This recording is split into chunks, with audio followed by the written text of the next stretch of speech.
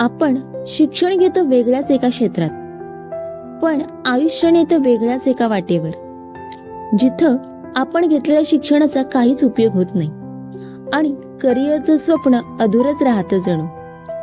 तेव्हा मन थोडं खचतं, पण थांबत नाही. मग स्वतःला विचारायचं, मला खरं काय करायचं आहे? जे जमतं, जे आवडतं, त्यातच नवा मार्ग शोधायचा आहे. मी देखील एक दिवस असंच एक स्वप्न पाहिलं.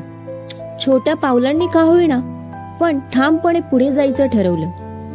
छोट्या गोष्टीत मोठं काही शोधलं. मनाच्या कोपऱ्यात उरलेलं स्वप्न उचललं. लोक हसली,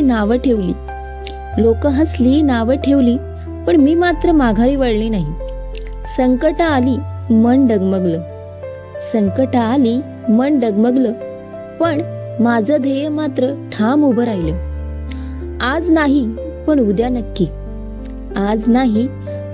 नक्की माझ्या मेहनतीला यश मिळेल हे पक्क. आज नसेल प्रकाश माझ्या वाटेवर, पण उद्या तो मीच घेऊन येईल आभाळावर.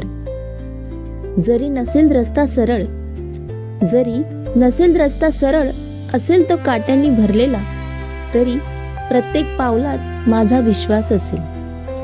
माझं स्वप्न हे फक्त माझं आहे. कोणी जरी नाही म्हटलं तरी ते पूर्ण होणारच आहे. कारण मी थांबणाऱ्यात नाही, हरणाऱ्यात तर मुळीच नाही. माझं स्वप्न हे मी पूर्ण करणारच आहे.